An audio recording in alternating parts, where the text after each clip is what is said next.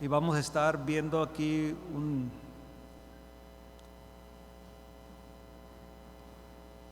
un tema que quiero desarrollar en este mes de de febrero, y también si se continúa en marzo. Vamos a ver dos aspectos de nuestra vida como iglesia local,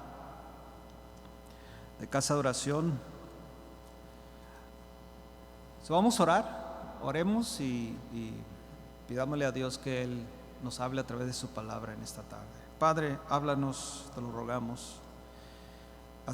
Nos has estado hablando durante esta tarde, mi Dios. Hemos cantado tu palabra. Tú ministraste, Señor, a través del Salmo. Y yo te ruego, Señor, que tú nos hables también en esta hora, en este tiempo, en tu palabra, de lo que Pablo le habla a los filipenses, Señor, que sabemos que podemos aplicarlo a nuestra vida. Úsanos, Señor, úsame para tu honra y tu gloria. Estoy aquí con temor y temblor, mi Dios. Tú conoces mi corazón. Y sé la seriedad, Señor, estar aquí en este púlpito, la seriedad de vocear tu palabra, y la seriedad también, Señor, de los que oímos tu palabra. Habla tú, mi Dios, háblanos al corazón, y que realmente entendamos, Señor, el llamado que tú haces a Casa de Oración de Glendale, a cada uno de nosotros como miembros de esta iglesia, mi Dios. Damos gracias, Padre, en el nombre de Jesús. Amén.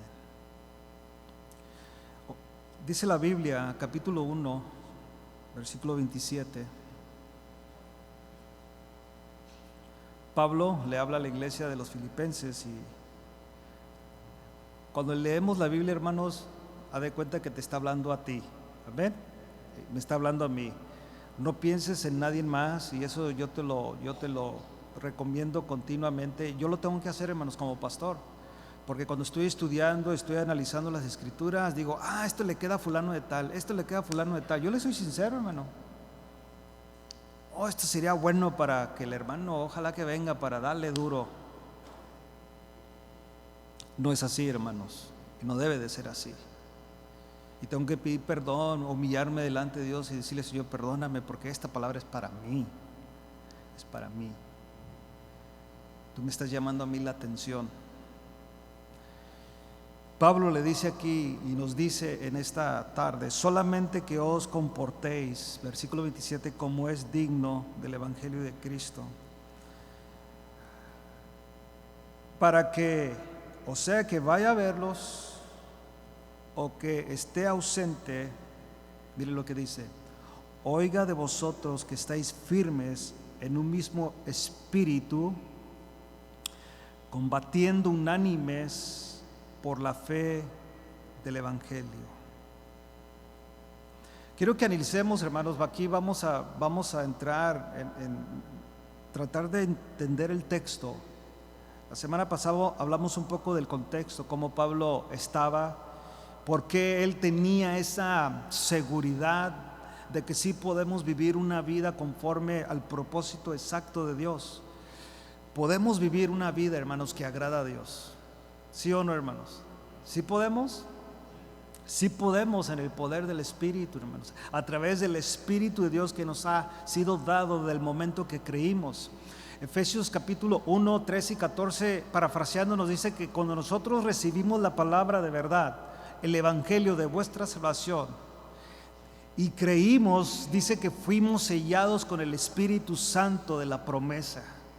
Inmediatamente entró Dios en su divinidad, en la persona del Espíritu Santo, y llenó nuestras vidas. Nos dio vida juntamente con Cristo.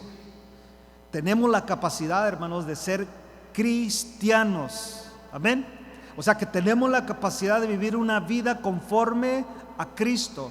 O sea, ser una representación de Cristo genuina, auténtica. No ser una réplica, no ser un cristiano clonado, no un cristiano, hermanos. Es que se pueden usar varias palabras, ¿no? Para de este pirata, como dicen por ahí, que se parece y ya de cuenta que es igual, pero aquellos que conocen lo auténtico se van a dar cuenta, no, esto es mentira, esto es falso, esto no es verdadero, no tiene ningún valor. Qué feo, ¿no? O sea, parece, pero no es. Nosotros, hermanos, tenemos la capacidad por el Espíritu de ser cristianos genuinos, de que cuando se nos mire no hay ningún error. Este es un cristiano genuino. No está ni mezclado. Bueno, algunos que conocen de pieles se van a dar cuenta que hay diferentes tipos de pieles, pero hay unas pieles bien completamente que las miras y dices tú, este es cartón, pero dicen genuine leather, pero si conoces, nomás sale un poquito así y te vas a ver que se va a empezar no sé si está la palabra correcta, craquear, perdón mi pocho, no, pero va a empezar usted a ver que como que se quiere ya romper, tan corriente que es esta, pero dice genuine leather, o sea, baqueta genuina, pero no lo es. Tiene mezcla de cartón y otros componentes que parece, pero no es. Nosotros, hermanos, tenemos la capacidad por el Espíritu de Dios de ser gente genuina, gente de verdad. Por eso Pablo dice que para él, y lo leímos la semana pasada, porque para mí el vivir es Cristo. O sea, todo lo que hago yo en la vida de este lado de la eternidad es Cristo. Y esa debe ser nuestra mentalidad. O sea, cuando tú, y estoy hablando personalmente, cada cosa que hacemos en la vida, hermanos, cada decisión que tomemos en la vida, y acabamos de empezar un año, y ya llevamos el segundo mes, el noveno día, o sea, estamos en el día 9 de febrero, segundo mes, día 9, está a punto de terminarse en unas horas. Bueno, mañana, si Dios nos da vida, ¿qué vamos a hacer?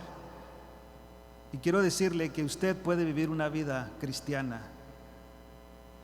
Si no es que la está viviendo, puede vivirla desde ahora. Así como dijo Pablo, porque para mí el vivir es Cristo. Entiéndalo, hermano. Y parece que, oye, hermano, ¿cómo estás repitiendo? Es que quiero que penetre su mente y su corazón, y también el mío, que penetre mi mente y mi corazón, de que cuando yo esté a punto de hacer algo, decir algo, obrar en algo que tenga que ver con mi matrimonio, que tenga que ver con mi familia, que tenga que ver en mi trabajo, que tenga que ver con el ministerio, todo lo que involucre de este lado de la eternidad, tengo que pensar y tengo que estar seguro que es porque vivo para Cristo. No sé si me expliqué, hermanos. O sea, todo lo que hagas en tu caminar de este lado de la eternidad, porque de aquel lado de la eternidad, hermanos, pues ya estamos, ya no hay problema. Estamos en la presencia de Dios, no hay ningún problema. De aquel lado de la eternidad, con nuestro Señor Jesucristo, ¿cuál problema? Sería bueno si les preguntáramos a alguien que está allá, ¿cuál problema? Es más, ni quiere hablar con usted. Y no quiere hablar con nosotros porque está en la presencia de Dios. Y qué mejor lugar de estar en la presencia de Dios. Pero Pablo no se espera para eso, según el texto. El vivir de este lado de la eternidad es vivir para Cristo. Amén, hermanos. Es vivir para Cristo. Ahora, puedes y debes de tener esa mentalidad, mi hermano, mi hermana. O sea, la debes de tener. Si yo voy a vivir de este lado de la eternidad, ¿cuántos años tienes? Yo tengo 49, este año cumplo 50. ¿Cuántos tiempos me quedan? No sé. Quisiera vivir por muchos años, pero lo que Dios quiera. ¿Podré vivir para Cristo? Genuinamente, no en apariencia. No depende de la circunstancia, no depende del momento. Créanmelo, humanamente semana pesada para mí. Hoy, pesada. Pero ¿podré yo vivir esta vida para Cristo? Y entiéndalo, hermano, para Cristo. O sea, para mí el vivir es Cristo. Para mí el vivir es Cristo. ¿Puede decirlo, hermano? Para mí el vivir es Cristo. Dígalo. Para mí el vivir es Cristo. Algunos no se animan. Para mí el vivir es Cristo. Otra vez. Para mí el vivir es Cristo. Wow. Hermano, hasta que entre. Para mí el vivir es Cristo. Entonces lo que voy a hacer mañana, es más, saliendo de este lugar, para mí el vivir, todo lo que haga en mi vida, cuanto tiempo Dios me dé desde hoy en adelante, es Cristo.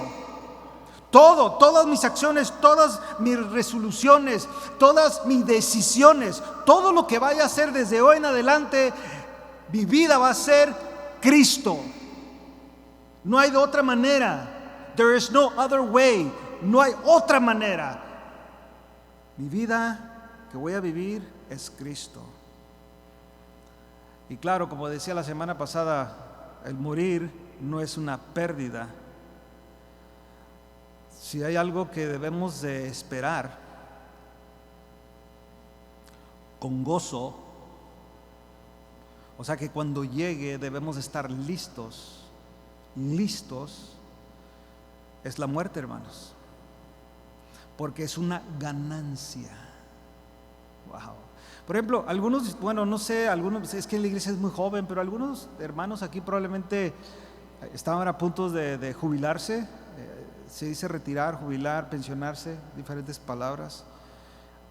Otros tienen ya un proyecto, se han proyectado a tal día, especialmente los que trabajan en Unión, 30 o 25, 30 años. Entonces, para la edad de tantos años, yo me voy a jubilar, dicen. Tienen una proyección de lo que van a hacer y tienen un plan que van a desarrollar. Según yo, en mi plan de mi retiramiento de la unión que yo pertenecía, yo me iba a retirar a los 55 años de edad. Para ese tiempo iba a tener 35 años de servicio y un ingreso iba a ser del 98% de lo que ganara en ese tiempo. Entonces, según yo, la tenía hecha el resto de mi vida. 55 años de edad, joven prácticamente, ningún problema financiero, y ese era mi plan, lo había trazado de esa manera. Y parece que yo miro a Dios y siempre lo digo como que Él me está viendo y dice: ay, este Juanito, si supiera, pero yo estoy trazando mi plan. Ahora aprendí que para mí el vivir es Cristo. Pero fíjate, cuando formulas ese plan, y está bien, hermano, si lo tienes, aprovéchalo. Gloria a Dios si eres parte de un sistema de retiramiento o de pensión, que vas a estar joven y vas a disfrutar de lo que trabajaste y que esa compañía invirtió. Está bien, no hay pecado en eso.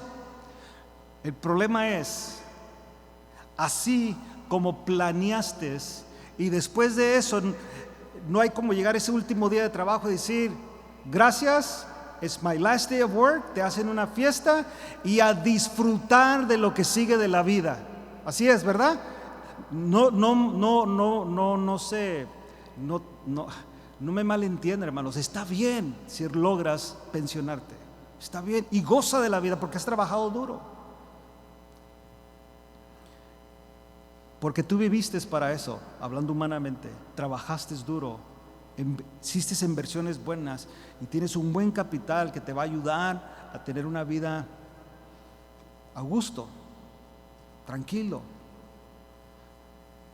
Ojalá que pase tiempo tu casa ya esté pagada, no tengas deudas, tus hijos estén encaminados ya, todo está bien, y tú a gozar con tu esposa o con tu esposo lo que te resta de años de vida. Esa es una idea de vivir para Cristo. Pero fíjate, cuando ya lo logras y estás ese último día que te hacen la fiesta, y el siguiente día, diremos el lunes, que tú normalmente trabajabas y ahora no tienes que ir a presentarte, sabes que vas a recibir tu cheque probablemente igual o más, no sé. Esa es la ganancia. Tú vives ahorita aquí, hermanos, para Cristo, pero no se compara con la ganancia. No sé si me entendió, hermanos, a lo mejor me hice bola yo. Haz de cuenta, usted recibe un cheque, esa es la ganancia de arduo trabajo de 5 o 6 días, qué sé yo, 7, algunos trabajan 12 horas, 15 horas, pero en el momento que recibe ese cheque, esa es la ganancia del dolor, del sufrimiento, de la desvelada, de los corajes, qué sé yo lo que pasó ahí en su trabajo, pero el fin del mes o la semana, quincena, como le paguen, usted está recibiendo una ganancia de aquello que le costó mucho. Bueno, Pablo, dice que para él el vivir de este lado de la eternidad, cuanto tiempo dure, es vivir para Cristo. Para mí el vivir es Cristo. Pero fíjate, en el momento que entro a la eternidad, ¿qué es, hermanos? Wow. Esa debe de ser nuestra meta, hermanos. Por eso Pablo, cuando dice todo eso, y no quiero abundar en lo que ya hablé la semana pasada, entra en el versículo 27, dice: solamente que os comportéis como es digno del evangelio de Cristo, para que, o sea, que vaya a vosotros verlos, o que vaya a verlos, o que esté ausente, oiga. ¿A qué le importa el pastor mi vida? Ten cuidado cuando digas eso, porque él está hablando de una iglesia que él sí le importa. Oiga,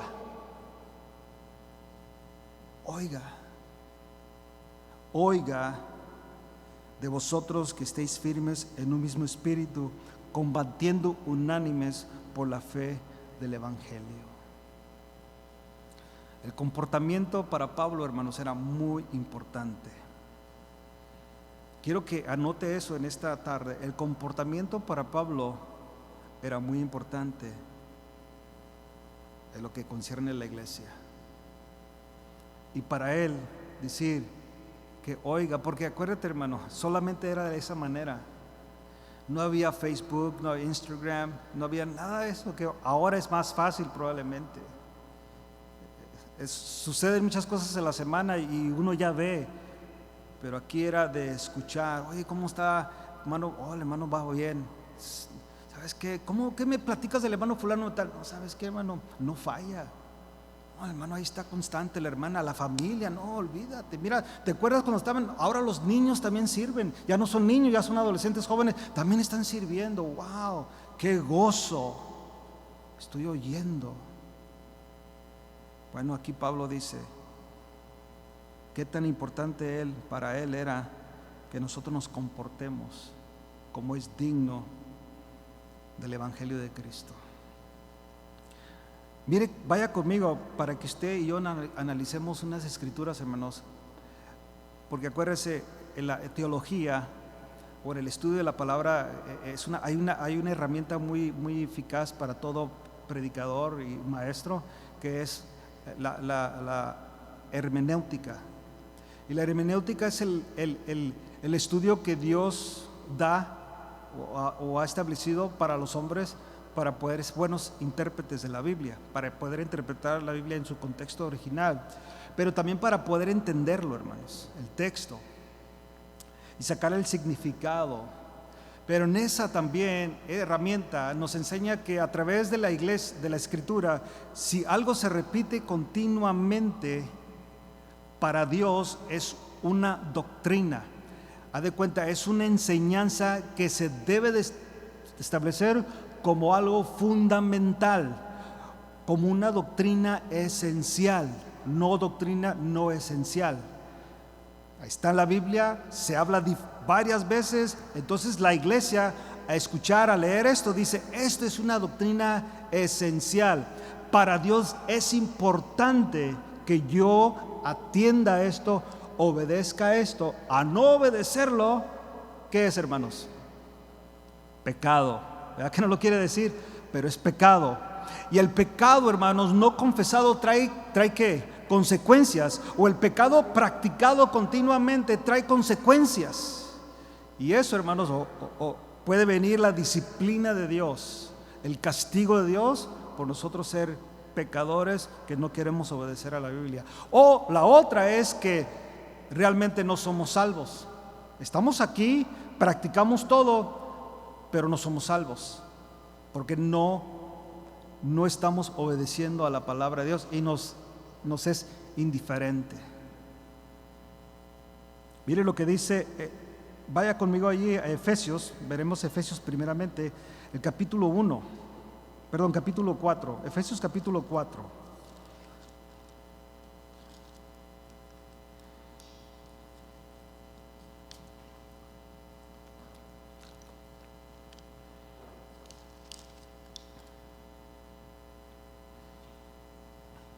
¿Lo tiene?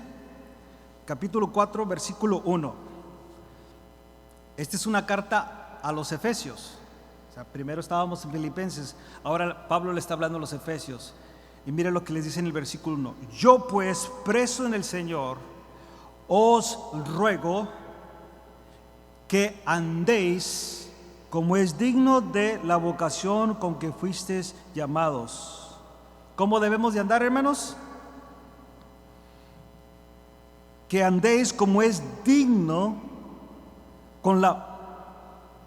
digno de la vocación con que fuisteis llamados. Y dice el versículo 2, con toda humildad, mansedumbre, soportándonos con paciencia los unos con los otros en amor. Da unas instrucciones bien interesantes, pero yo quiero que se enfoque ahí. Os ruego que andéis como es digno de la vocación con que fuisteis llamados. Mi hermano, mi hermana, en todo el temor y con todo respeto, ¿usted fue llamado a continuar en el pecado? Really, ¿fuimos llamados a continuar pecando? Pero hermano, soy pecador, la Biblia dice que soy pecador, yo lo entiendo.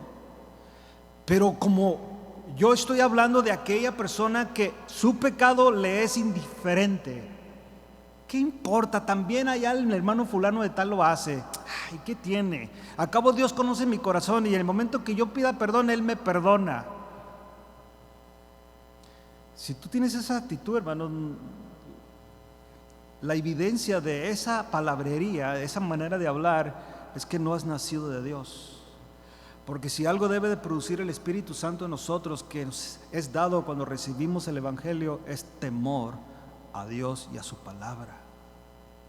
Hay algo en nosotros por el Espíritu que Él nos enseña que estamos mal. Es más, hermanos, eso es bien interesante. Aún no siendo cristiano, hay algo en nosotros que nos avisa cuando estamos haciendo algo malo, ¿sí o no? No pensamos en Dios, pero sabemos que es malo. ¿Por qué cree que aquellos se esconden para hacer lo malo? Y no son cristianos, no conocen a Dios, pero ¿por qué se esconden? ¿Por qué traen un arma? ¿Por qué andan todos, si van a robar, lo que van a hacer? ¿Por qué lo hacen todos en la noche? Bueno, hay unos sinvergüenzas ya que durante el día ya todo, ya se volaron la barda en eso. Pero hay ese miedo, ese susto, ¿por qué? Porque saben que están haciendo algo mal, que a su momento que los lleguen a sorprender los van a arrestar, porque van a tener que pagar por lo que hicieron. Pablo dice que nosotros, aquí en este primer versículo dice que nosotros nos debemos de andar como es digno de la vocación que fuisteis llamados. ¿Qué manera debemos de andar? Con toda humildad, con mansedumbre, soportándonos con paciencia los unos con los otros en amor. ¿No te da una idea que este es el cristianismo, hermano? O sea, no miras ahí, por ejemplo, con toda humildad. ¿Jesús era humilde? De este lado de la eternidad, cuando estuvo aquí en la carne, humilde, ser manso y humilde de corazón. Dice, aprender de mí que soy manso y humilde de corazón. Y allí aplica la otra palabra, mansedumbre. Soportándonos con paciencia. ¿Era paciente Jesús, hermanos? Paciente. Bueno, ¿cuántas veces hemos querido hacer cosas por nuestra impaciencia? En cambio Jesús mantuvo a sus 12 sabiendo cómo eran. Fue paciente, les enseñó. Hasta el último dijo, ¿no podéis velar conmigo una hora? O sea, paciencia. Nosotros somos muy ásperos, muy duros. Yo les digo así como son. Paciencia. No podréis velar conmigo una hora. Fácil pude haberles hablado, ¿qué están haciendo? ¡Despierten! No podéis orar conmigo una hora. Yo aprendo de Jesús esto, hermanos. Jesús no era así. No podréis.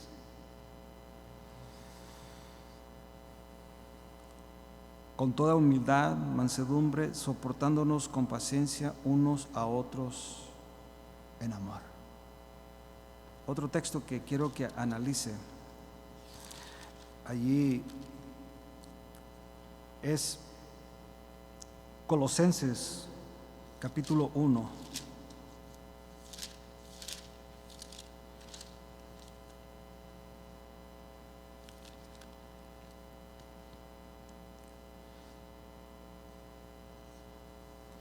Colosenses capítulo 1.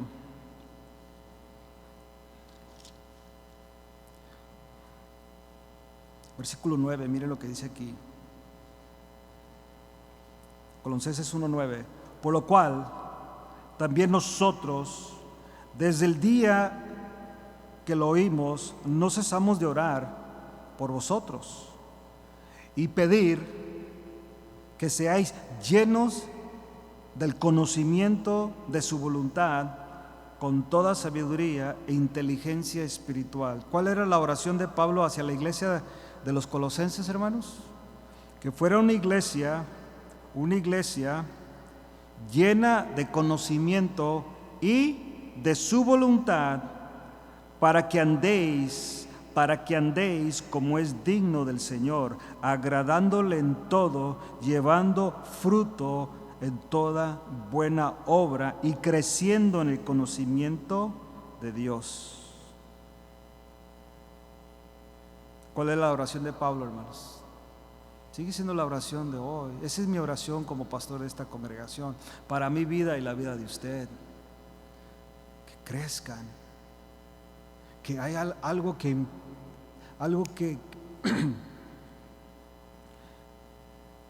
no sea que estás aquí porque, ya me cansé que me estén hablando, ya me cansé que me estén diciendo, sino que haya ese deseo de estar en la casa de Dios. El deseo de estar en la casa de Dios, hermanos. Que no haya ninguna excusa por qué no vine. Y si hay, hermanos, que me duela no poder haber estado en la casa de Dios con mis hermanos. Ese es la oración. Que nosotros como iglesia pongamos atención a la iglesia en sí, al cuerpo de Cristo, a las personas. Hay hermanos que no vienen a la iglesia, hermanos, y hay algunos, mire, hay hermanos que no vienen a la iglesia y algunos de ustedes no me han preguntado por ellos. Y son gente que usted conoce, o no sé si usted le preguntó a fulano de tal. Digo yo, ¿qué pasa? ¿Qué pasa?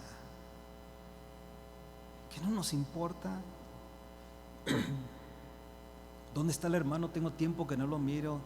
¿Dónde está? Ni modo, pues mejor que se vaya. ¿Really? Esa es la mentalidad. Debe haber una preocupación.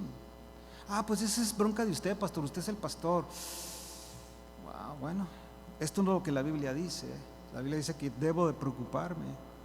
La oración de Pablo era para eso, que nosotros creciéramos en la voluntad, en la sabiduría, versículo 9, inteligencia espiritual, versículo 10, para que andéis como es digno del Señor, agradándole en todo, llevando en toda buena obra y creciendo en el conocimiento de Dios, para que tú y yo andemos como es digno del Señor, agradándole en todo, hermanos. Creo que tú y yo sabemos qué le agrada a Dios. ¿Sí sabes, hermano? ¿Usted sabe lo que le agrada a Dios? ¿Le agradará a Dios que tú y yo amemos su obra? ¿De verdad le agradará a Dios eso? O sea, que haya un amor hacia la obra de Dios. Que haya eso, la obra de Dios, su iglesia, su pueblo, su gente. Eso debe de ser nuestra vida, hermanos. Es importante. Quiero que analice otro texto, porque quiero que quede eso muy claro en esta tarde. Primera Tesalonicenses capítulo 2. Ahí le da vuelta a las hojas. Capítulo 2. Ya hemos hablado de 3 iglesias, hermanos, y vamos para la 4ª iglesia. Y parece que Pablo habla a cada iglesia en ese tema de una vida que agrada a Dios. El capítulo, ¿qué le dije? 2, primera carta a Tesalónica, capítulo 2, versículo 9. Mire lo que dice Pablo. Porque os acordáis, hermanos, de nuestro trabajo y fatiga, cómo trabajamos de noche y de día para no ser gravosos a ninguno de vosotros. Os predicamos el Evangelio de Dios. Vosotros sois testigos, y Dios también, de cuán santa, justa e irrepresiblemente nos comportamos con vosotros los creyentes. Ahí está hablando Pablo de su ejemplo como líder y también su grupo ministerial. Fueron gente santa, justa, irreprensibles. Nada podían acusarles a ellos. Claro, les acusaban los falsos y todo eso, pero la iglesia conocía, ellos sabían. Nos comportamos con ustedes los creyentes, así como también sabéis de qué modo, como el Padre a sus hijos, exhortábamos y consolábamos a cada uno de vosotros. Versículo 12. Y os encargábamos que anduvieses como es digno de Dios, que os llamó a su reino y gloria. Wow. Vuelve a hablar de lo mismo. Vuelve a hablar de esa necesidad de que nosotros caminemos como es digno del Señor. No está hablando como es digno del pastor, como es digno de casa de oración, como es digno de su nombre, que se respeta su apellido, de dónde viene la familia, se respeta todo eso. Pero Pablo no está hablando nada de eso, hermanos. Él está hablando, debes de caminar como es digno de Dios. Y eso lo tenemos que tener bien presente. Por eso Pablo lo dice una vez más: para mí el vivir es Cristo, porque mi vida representa a Cristo y ando caminando en dignidad. De una manera, claro, van a hablar de mí, tienen que comprobarlo. Por eso él habla aquí: ustedes saben qué tipo de vida vivimos. Es digno, y dice aquí una vez más el 12: os encargábamos que anduvieseis como es digno de Dios, que os llamó a su reino y gloria. Importantísimo esto, hermanos. Vaya ahí mismo, pero al capítulo 4. Mire lo que dice Pablo. Una vez más, habla de esto, y aquí como que es la segunda, o sea, como que le está enforzando a esta iglesia de los tesalonicenses. Versículo 1, mire lo que dice. 4:1, primera carta de tesalonicenses. Por lo demás, hermanos, os rogamos y exhortamos en el Señor. Está hablando de un ruego, pero también está hablando de una motivación. Exhortar no es regañar, hermanos, es motivar, como darte un empuje. Te estoy regando, pero a la misma vez te estoy empujando. No le ha tocado: súbete, súbete. Y bueno, a mí me ha pasado: súbete, y te dan el empuje. En vez de dice uno: te empujo o te aviento, ¿cuál quieres? ¿No?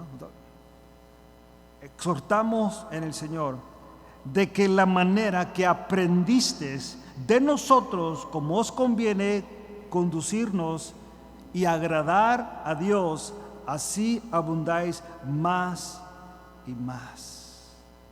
Porque ya sabéis qué instrucción os dimos por el Señor Jesús. Pues la voluntad de Dios es vuestra santificación, que os apartéis de fornicación. Wow. Una vez más, Pablo le está diciendo a la iglesia de Tesalónica y a todos nosotros, nos está diciendo: pórtense bien, vivan una vida que agrada a Dios, conduzcan agradando a Dios, que tu vida refleje el cristianismo verdadero. Sí podemos ser genuinos, hermanos, sí podemos ser genuinos. no adúlteros. Y cuando digo adúlteros no estoy hablando del pecado de adulterio, sino adúlteros de una manera que dice no adulteramos la palabra. Significa que le agregas agua para diluirla. No seamos cristianos light. Y se ha comprobado que lo light hace más daño que lo genuino. No. Nosotros debemos de agradar a Dios, así abundéis más y más. Abundancia, agradándole en todo. Y por último, vaya conmigo a segunda carta de Pedro, capítulo 3. Segunda carta de Pedro.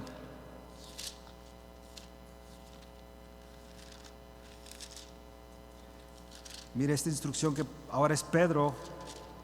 Ya Pablo pues dio bastante, ¿no? Y ahora Pedro va a dar su parte también. Capítulo 3.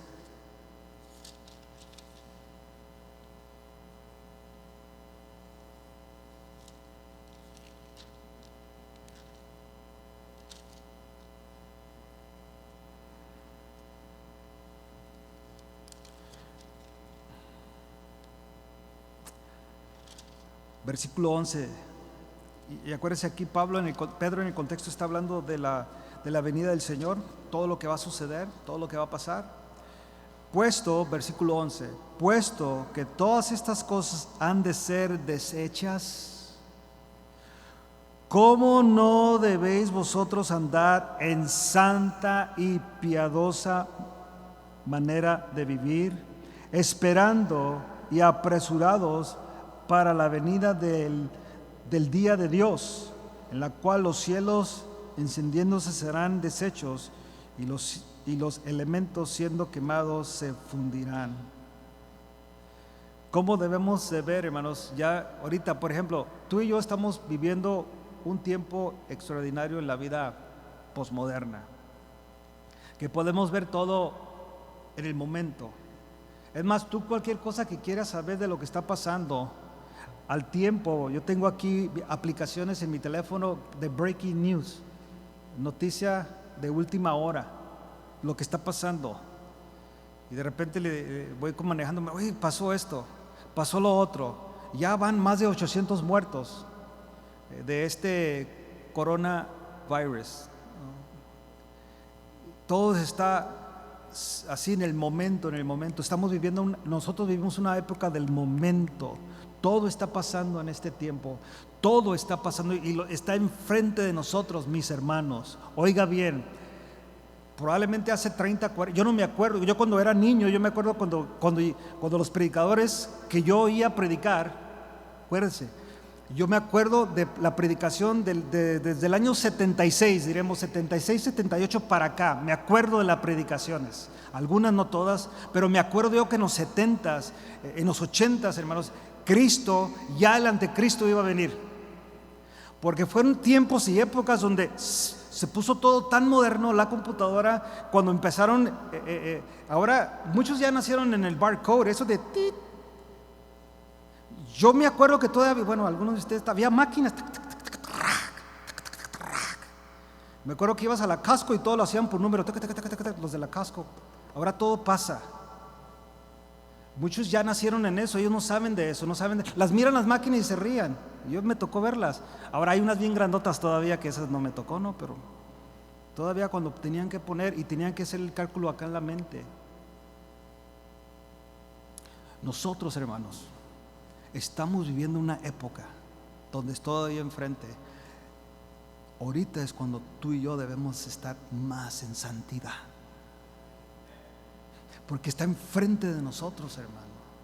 Todo lo que está pasando en los gobiernos, si usted empieza a leer y empieza a escuchar a los que realmente predican la palabra profética, cuando digo profética, aquellos que tienen de parte de Dios poder explicar el texto del futuro, y tú empiezas a ver que sí está pasando exactamente lo que dice la Biblia a su tiempo, y miras cómo está el gobierno fulano de tal, y el gobierno y lo que está pasando, y todavía, hermanos, tirando pari, todavía haciendo aquellas cosas. Ay, hermano, hay que, como me dijo una vez un compañero de trabajo hace muchos años, me dice, John, you only live once, nomás vives una vez, vívela bien. Bueno, en ese tiempo no estaba ni metido tanto en la Biblia para haberle dicho, no, para mí el vivir es Cristo y el morir es ganancia. Yo hacía muchas cosas religiosamente, ese era mi estilo de vida antes, pero era entenderlo. Hermano, tú y yo tenemos algo que nos debía de estar, claro, la Biblia debe de ser el temor de Dios a nuestras vidas, pero cuando estás viendo todo cómo está, hermanos, es para acercarnos más, sabiendo que las cosas de esta vida, hermanos, son pasajeras y que el sistema de este mundo no es nada bíblico, y aquello que el diablo ha querido torcer y ha querido acomodar para nuestra vida, para decir, ay, hermano, está bien, relájese. No, hermanos, la Biblia nunca nos habla de relajarnos, al contrario, ya que estamos viendo que el día se acerca, ya que estamos viendo, puesto que todas estas cosas han de ser desechas, ¿cómo? Y es una exclamación, ahí lo tienen en su Biblia, ¿cómo no debéis vosotros andar en santa y piadosa manera de vivir? Así lo está diciendo Pedro. Despierten o despertemos, es lo que está diciendo. ¿Qué no se dan cuenta? Y Pablo no tenía, hermano, lo que tenemos nosotros, Pedro, lo que tenemos ahorita. Él está haciendo la revelación de Dios. Eran tiempos difíciles para la iglesia, estaban siendo perseguidos. Algunos creían que Nerón era el anticristo por la destrucción que estaba haciendo los cristianos. Y les dice, ¿qué no se dan cuenta de lo que está pasando? Vivan en santidad, piadosamente. Bueno, ya pasaron miles de años, hermanos. ¿Cómo andamos tú y yo? Eso aplica a nosotros, hermanos. Necesitamos cambiar, hermanos. Oiga bien, oiga cómo lo dije. Necesitamos, yo también. Necesitamos cambiar. Necesitamos ver la vida por lo que es, hermanos. Verla así. Para mí el vivir es Cristo y el morir es ganancia. Necesitamos entrar en eso, hermanos. Y de ahí en adelante va a ver su vida cambiar. Vamos a ver nuestras vidas cambiar, nuestra iglesia cambiar. ¿Recibe la palabra en esta tarde, hermanos? Póngase de pie, vamos a orar. Y vamos a orar por unas necesidades, de una vez se las voy a dictar.